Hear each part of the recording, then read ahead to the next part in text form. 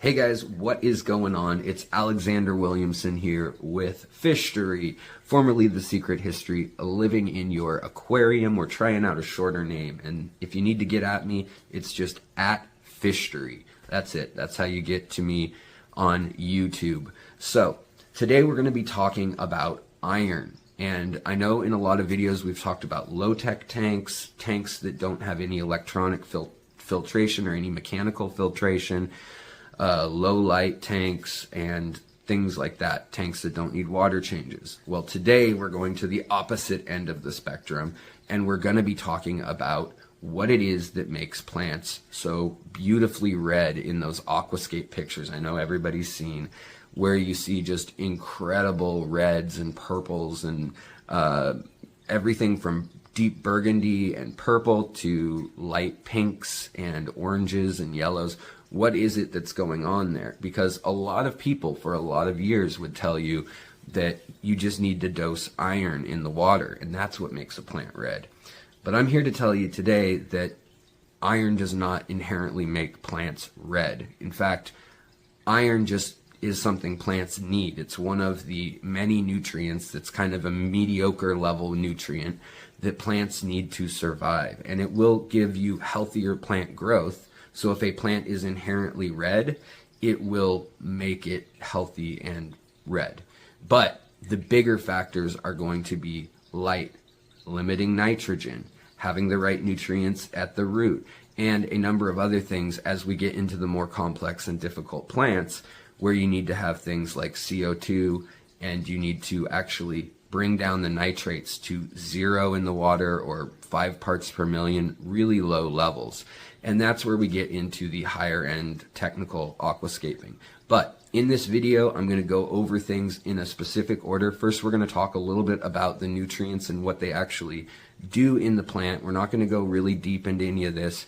If you guys want a deep dive into any one of these processes, please let me know in the comments which one, and we will go over it. But we'd be here all day if I jump into all of this. So I'm here to tell you that there are some plants that you can grow in a medium to even low light tank and have still decent reds and kind of auburns and burgundy colored plants. Some of those plants are inherently just going to be red, and iron will keep them looking good. The thing is, iron is one of the most common elements in the world, and if you use aqua soil, definitely if you use root tabs or any all-in-one fertilizer, you probably do not need to add iron to your tank at all. It is one of those products that is very specifically used, and when used correctly, it can really help things like java ferns and bulbitis, African bulbitis, and mosses and anubias plants, things like that, that are in tanks that are getting lots of water turnover and flow and water changes, where all the elements are kind of coming out of the tank every day and you need to keep replenishing it. That's really where the iron shines and where it's needed. That's also where things like magnesium and zinc and manganese and all the other micronutrients are needed. So we're going to go over which plants you can easily keep and probably have success with that are red, and you can probably keep them under a medium strength light. Now, most of the kits at the big box stores that come with a tank, unfortunately, they're not going to really bring out the reds in your plants. Light, at the end of the day, is the biggest factor in why your plants are going to look red. Now, it's light in conjunction with other processes that are going to really make your plants shine and look special, and we'll go over that. But to have those incredible aquascape colors, you need to do a number of things. And so we'll end the video talking about the more and more complex plants and what types of plant species you need to give a little more care to. So let's jump in right now. Let's start off with the ones that are easiest to care for. They're oftentimes in the starter packs. And I do want to give a shout out to Aquarium Co-ops forums, 2 Hour Aquarists, Tom Barr, Aquasabi. There's a lot of really great resources online. And then also Crystal Castleman's book, the Aquarium Plants Guide from 2019, incredible source of info. And people like Diane Walstead, who did lots of research as well. So wanted to thank them. And Dustin's plants too. You know, he's got a lot of good examples of the plants on his site, as well as all the other sites I've named too. So wanted to give them all shout outs, also as being part of my learning process over the years and this video. So let's talk about those easy plants right now. All right, guys, so right off the bat, I have to talk about a theory, and it's called the limiting factor theory, or the limiting nutrient theory. And what that is it's talking about when you have plants, there is only a limit to how good they can look and how healthy they can be, and that is always caused by whatever your lowest nutrient is. So if you have perfect amounts, lots of carbon and nitrogen and all the other things that you can think of, but you're just missing zinc, that can still cause your plant to die and look terrible. So you always have to have at least a minimum amount of your micronutrients and your macros. Now your macronutrients, those are the ones that are the building blocks of life. They are used in large amounts. In fact, things like nitrogen, whether that's from ammonia or nitrites or nitrates, whether that's from the soil or the water, they are super important. Carbon, super important. That's another giant building block. Phosphate, that's going to regulate everything. And these macronutrients that we're talking about, so you've got potassium, magnesium, carbon, and nitrogen really are your big ones. And then light is another factor that we want to kind of call a macro element as well. And those are the major things that your plant will die very quickly without, or stop growing without. And so you need all of those for your plants to be healthy. Then you also have your micronutrients, and that's everything from really rare elements like gold and platinum that are needed in very, very small quantities, so small that they're probably just trace amounts in water or in dirt and things that are plenty for, you know, we're talking parts per million anyways already. And then there's the more common ones that are still considered micros, but you can get those separately oftentimes, or you can buy an all-in-one product like an Easy Green or a Seachem Flourish or Brightwell all-in-one product where you pump a liquid fertilizer into your tank.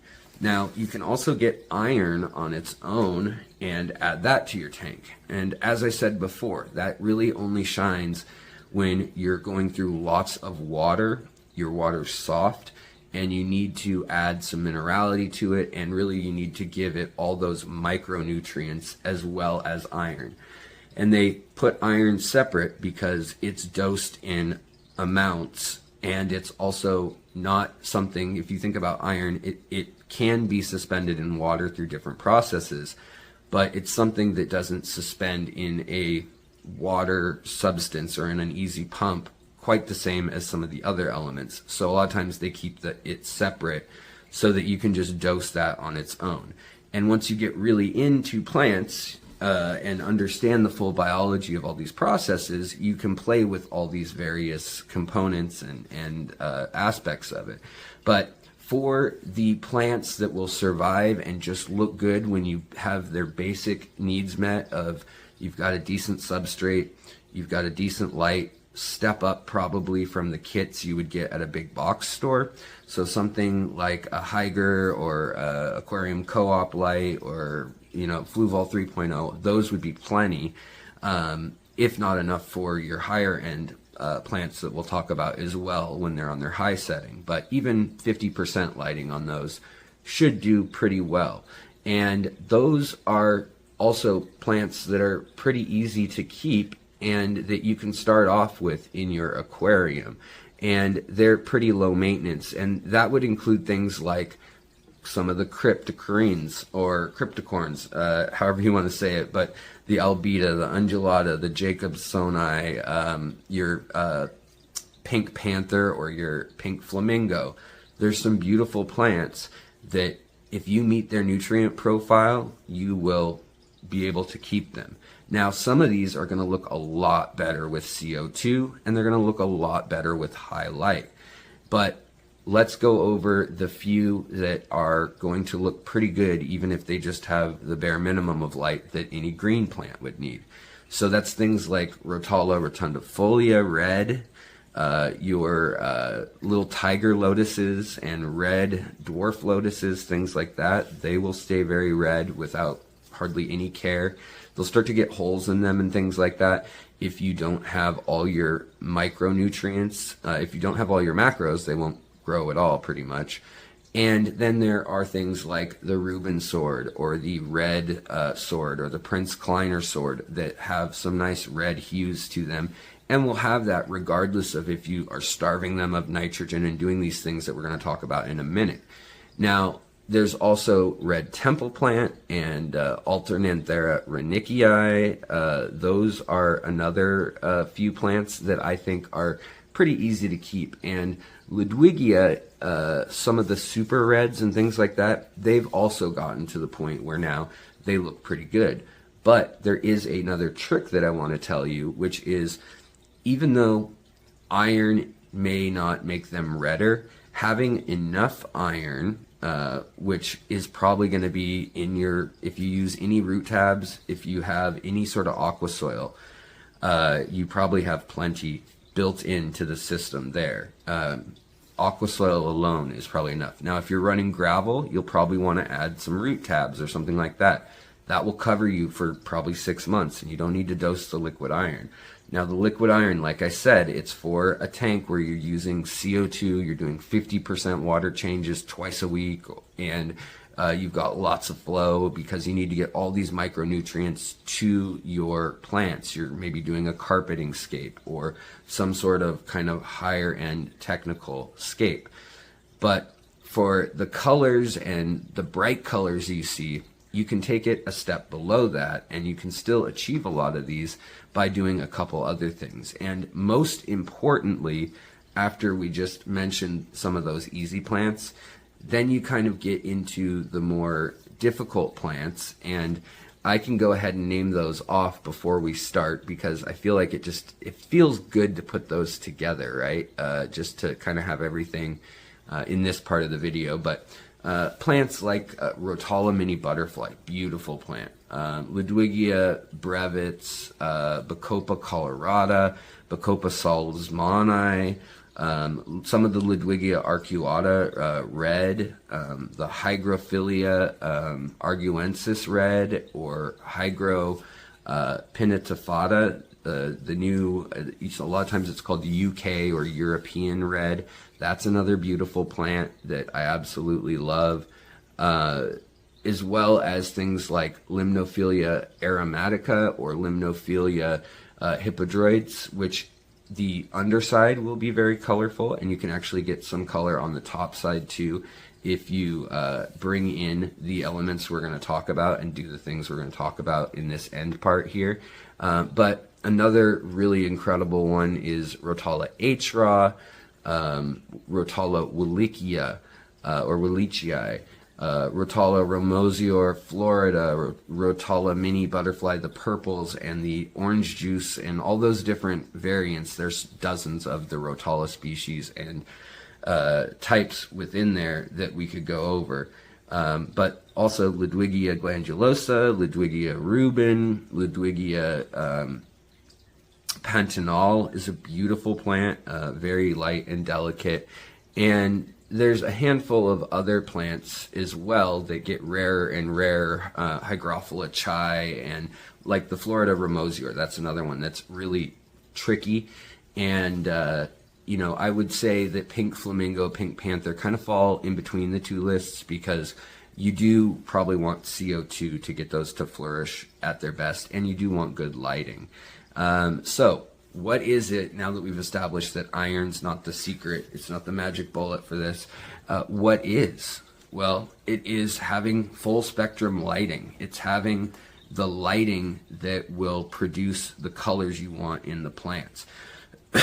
So keeping it extremely brief, plants use the different elements to produce chlorophyll and also to produce sunscreen for themselves. Now, when they are trying to spread their seeds and fruit, and they've already either pollinated or broken off into pieces if they're floating plants, and they're going out to grow, then they need to propagate and move. And so a lot of times plants will shift, and they have basically two modes of growth. And there is the vegetative growth, and then there's fruiting growth or flowering growth. And they are triggered by different amounts of light. So if you have a very intense wide spectrum light, so you've got red, blue, white light all in there, that is probably the best mix for growing vegetative. A little bit on the cooler side grows more vegetative growth, and that's where you get plants that are going to grow up, and they're going to have a good space between each leaf, and they're going to reach for the sky, and they're going to try to maximize surface area, maximize color density, and that's where you need all those nutrients that we talked about, and things like iron come into play to be the greenest green they can be. However, we can trick them, and when you have a deficiency in some nutrients, you can actually turn plants colors. It's not necessarily a healthy thing when they're turning colors. A lot of times you can tell a plant is lacking a nutrient because it turns yellow or brown or kind of a dingy green that's just lackluster. There's little holes in it, the leaves are crinkled, and there's charts to what you're missing on all that available online. I can show you guys one right now, as well as this is when you can add supplemental nutrients.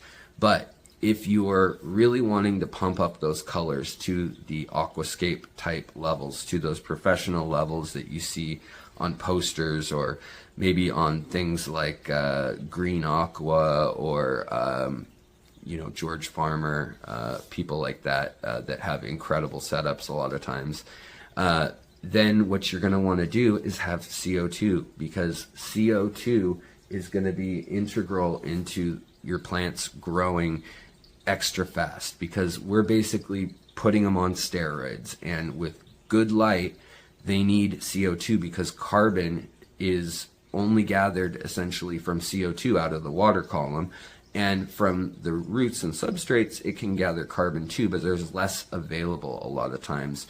And even though plants feed the best from their roots, some nutrients are not able to diffuse throughout the whole plant from the roots.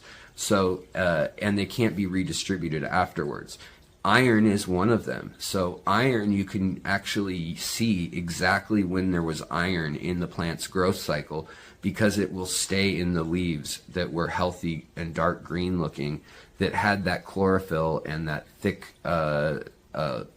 layer of chlorophyll that's green. Actually, when the light changes seasons for trees and things, that dark green color is no longer needed as much because the days are so long, and suddenly also the sunlight is a lot warmer, and this is when your plants and vegetables and things tend to be fruiting and have seeds and fruit bodies, and this is when they have used all that energy they were storing up with the photosynthesis as sugars and starches, and they turn them into different ways to spread themselves out, whether that's a fruit that a bat eats or that floats down a river, or on a dandelion, something that the wind catches away. There's all these different strategies, but they change the way they use those nutrients, and we can trick them by changing either the nutrient profile or the amount of light they're getting. So we can give them more light that's a wider spectrum but warmer, because at the end of the day the light is a redder color because it has more of the atmosphere to go through, and that scatters the light, whereas in the middle of the day you look up, the sky's blue, the sunset is redder, and that's because of the way the atmosphere plays with the light. Well, we can do the same thing with a good light. And so that's why some people want a light with the ability to change those settings. You can actually flower plants underwater. Things like Anubias and Bus philandra. Bus you can flower underwater quite easily. And then a lot of plants you can grow immersed and flower them right above water in order to get seeds and reproduce that way. But back to what you want to do in order to get the most out of your plants color-wise, you want to limit that nitrogen in the water column. You can see on 2houraquarist.com, he has examples of when you have point, or when you have 5 parts per million of nitrogen in the water versus 0. And that could be nitrates, nitrites, or ammonia. But your plants actually like low-level ammonia more than they like nitrates or nitrites. So if you can put that in your substrate and under a cap so that it's not floating around and making your fish sick, because fish are the opposite. They do not want ammonia. They would rather have the nitrites. And then more than that, they would rather have the nitrates. Nitrates are much less toxic. Now, all of this goes out the window if your tank's too acidic or too hard. So you also have to have a tank that's in that 6.5 to 7.5 pH range, and closer to 7 is probably ideal. Maybe slightly acidic is where most of these plants like it, with medium minerality. And what we can do is we can trick them, just like at the end of the season, you see that they have those reds and oranges in leaves when the trees turn colors. Well, we can do the same thing with aquatic plants. We can trick them to think that they're in that stage of growth. And we can go into this in a whole other video, the chemical processes and things. Let me know if you want to hear about all that, because it is really fascinating. But this is where things like phosphate, potassium, iron, manganese, calcium, all those elements are really important for those different subtleties. And again, it's anthocyanins that cause the color in plants, which are a complex chemical. They're not an element. So even though it may make sense to people that iron is red or orange when it's oxidized and carbon is black, because those elements are in your plants, they don't look like that. They're rearranged in different molecules that look very different than that. So what else can we do for our plants to give them the best chance of having that bright color? Obviously, you have to pick the right plants in the first place, but that bright, broad spectrum light, the amount of that light, having CO2 going so that they can grow at a sustained rate, and then when we starve them of the nitrogen and the other important macro and micronutrients other than carbon, what happens is the growth actually condenses. So you start to see denser leaves, and you'll see that that makes the color more intense because the nodes in between leaves are closer and it fills in a lot more. The plant has a lot denser growth. And that's not necessarily a good thing. It's something that happens at the end of the season for them to maximize the last bits of light and either store them in new ways for winter, depending on what we're talking about, or they're going to just simply take the nutrients out of the lowest level leaves, bring them to the top, and that red hue is more like a sunscreen or a protective layer for the long days, or for those days that have more light at the end of the day that's redder. It's so that they can photosynthesize that part of the spectrum. So that's a whole complex thing, but needless to say, you can look up which plant you're keeping and how many hours of light or how many par or lumens are suggested, and all of that is online because of the amazing resources of some of the people I've mentioned before. Now, the other thing you want to do when you're starving your plants of nutrients from the water column, you want to make sure that they have either CO2 or that they have really good nutrients in the soil, because they'll still be drawing anywhere from 4 times all the way up to 400 times more nutrients from the roots than from the water column if they're a root-bound plant, if they're not a rhizome plant or a floating plant. So, assuming that they have access to that, they will then grow well. The light will trick them into thinking that it's the end of the season or flowering or fruiting time, and they'll use those trace chemicals and compounds in ways that they wouldn't normally, so you get the most bang for your buck out of the color, and we can kind of keep them suspended in that growth stage for longer than would naturally occur in the wild.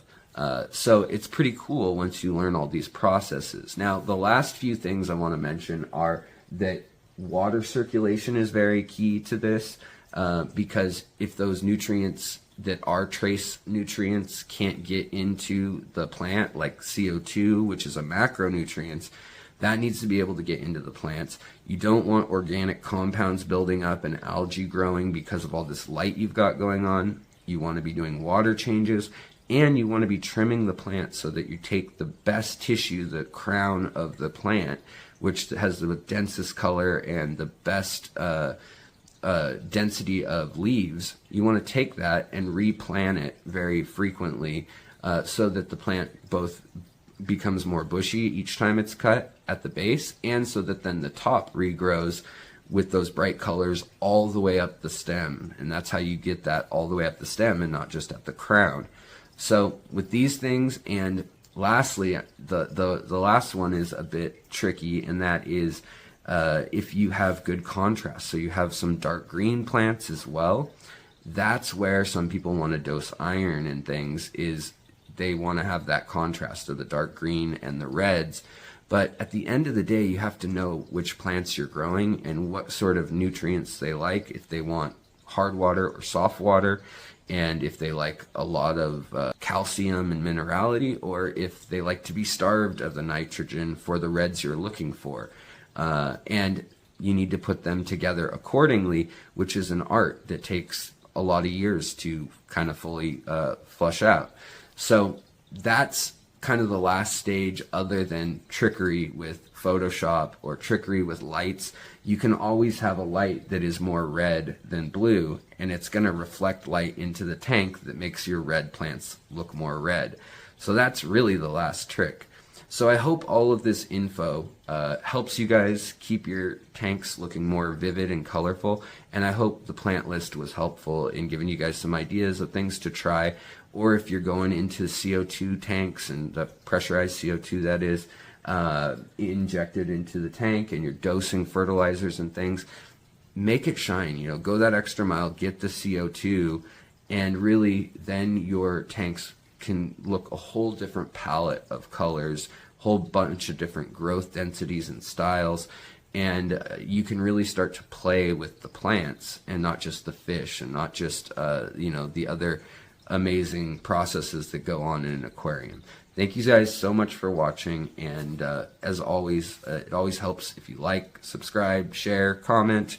You guys know all that stuff. And if you want to become a member of the channel, get more behind the scenes info, extra episodes, say on what we're doing on the channel and things like that, it's $1.99, and it really helps me operate things around here. It goes a long way, but do not feel obligated. Have a wonderful day, and thanks for tuning in. See you guys next time on Fishery. Bye.